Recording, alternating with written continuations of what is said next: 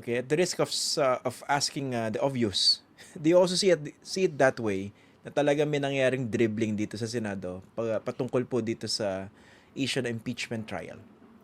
Well, malinaw naman na may dribbling, no? Kasi ang nakalagay sa Constitution, di ba? Trial shall forthwith proceed pagka sumite ng articles of impeachment ng House sa Senado by the House of Representatives, and dapat forthwith, no? Eh napakalinaw na yan, eh. Tagal lang nga natin pinag-uusapan, pero parang medyo may matigtigas ang ulo, no? Para bang hindi nire-respeto yung Constitution. Hindi ba nakakasawa na, Christian? Ilang beses natin ito pinag-uusapan. At ilang beses na rin na para bang binabaliw mo nila yung Constitution. The Constitution is the most sacred document in this country. Yung kapangyarihan nila bilang senador, kapangyarihan bilang presidente, ehekutibo, judiciary, nanggagaling dyan sa Constitution. The Constitution is the highest law of the land, no? Ibig sabihin ito yung highest expression of the sovereign will of the people, no? Hindi nila pwede basta-basta baliwalain yan dahil ayaw lang nila, no? Pero matigas ang ulo, no? Ang excuse noon was naka-adjourn. Recess pa kami. Para bang may recess ang accountability? Para bang merong pahinga dapat yung pananagutan dito sa ating lipunan? Wala eh, 'di ba? Dapat nakalagay sa Constitution, highest priority 'yan. At saka para bang hindi sila pinapasweldohan habang break sila. Ang sarap, 'di ba? Na sinisweldohan sila pero ayaw nila magtrabaho. Tapos sasabihin nila naka-break, pero pagkadating doon sa investigation ni Amy, biglang walang break. Pero pagdating sa impeachment, may break. Anong klaseng double standards yun, no? So, tapos ngayon naman, nag-resume na yung office, nag-resume na yung Senado, minove na naman. Nangako na dapat kahapon, babasahin na, di ba? At magko-convene na sila, tapos i-minove na naman ng 11. Ano ba? Ano bang pinapalabas nitong Senado na ito, no? Ngayon lang ako nakakita ng Senado na ganyan, no? Na ayaw gawin yung clear command of the Constitution. So dribble talaga ito. I would like to call a spade, and this is a gross violation of the clear command, a clear imperative by no less than the Constitution. And it's not only unfortunate, no? It is something that must forthwith be condemned by the Filipino people. We should not tolerate this kind of abuse of our Constitution. I think we have to do something about it as a citizenry, because kung hindi natin gagwardahan yung ating konstitusyon, ang ating mga institusyon, paulit-ulit nila itong babuyin. So para sa akin, pambababoy ng saligang batas at ng institusyon ng impeachment ang ginagawa ng Senado ngayon. Okay, kung clearly kinakalagkad ng mga senador yung kanilang mga paa dito sa impeachment trial, is there any way to compel them to do their duty, to perform their mandate? Well, merong posibleng legal remedy supposedly, which is yung petition for mandamus sa Supreme Court. Alam ko naka-file na 'yan, no?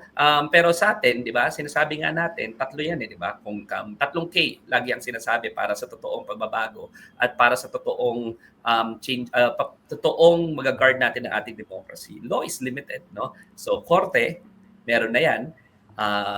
Ongoing yan. I think if my memory serves me right, ongoing yan sa Supreme Court. Wala pang galawang Supreme Court. Pangalawa ay yung Kongreso, no? So ibig sabihin, kailangan magpunta tayo sa Kongreso. Sulatan natin yung mga congressmen, yung mga senador natin na dapat gawin nila yung trabaho nila. And pangatlo sa akin, kalsada.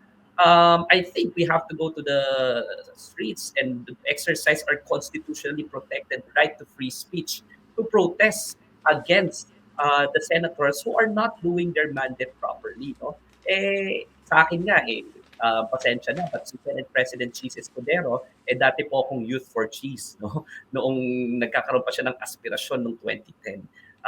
Pero kung nag-a-aspire pa siya, at tingin niya nag-a-aspire pa siya sa higher office, at kaya niya ito dinidribble o gusto niya na manatili sa poder bilang Senate President, bakit pa? Meron bang nakatutok sa kanya na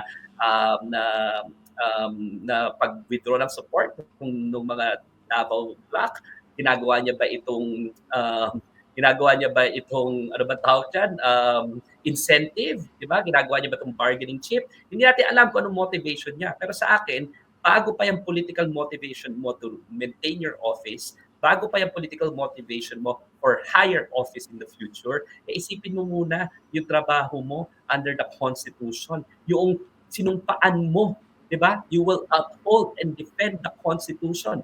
That is part of your sworn oath as a Senate President, no? At kung may aspiration pa siya for higher office in the future, I'd like to call on the public. I'd like to call on, pinakita natin na makapangyarihan tayo nitong 2025 elections, lalong-lalo na yung mga bagong block ng voters, yung Gen Z, tsaka millennials. Pinakita natin na meron tayong say kung sino dapat ang mananalo kung hindi aayusin ni Jesus Escudero ang pag-preside ng impeachment. Ngayon pa lang, nananawagan na ako na hindi na dapat yan ma-elect sa public office. And I'm calling on my generation mates, millennials, at ang aking mga, hindi naman tayo magkakalayo ng edad, yung Gen Z, lahat ng block na yan, kailangan, di ba? Sawang-sawa na tayo. Sawang-sawa na tayo na personality-based politics, personality-based ang hustisya, personality-based ang pananagutan, personality-based ang accountability. We have to make sure that our institutions are working, are strong enough, no? At dapat paggalawin natin sila. So dapat hindi naman nanalo ulit si Jesus Escudero. Kung hindi niya sisimulan ang investigasyon, hindi niya gagalangin ang impeachment proceedings, they should never win again.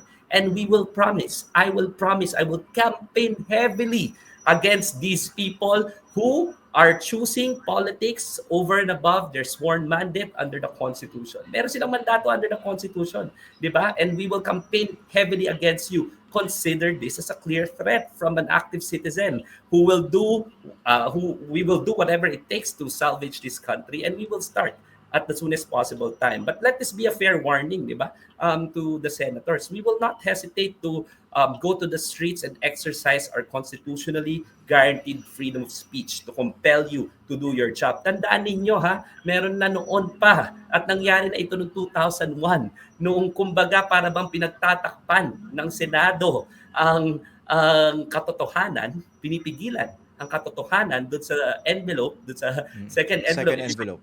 Second envelope, if you would remember, I was in grade 7.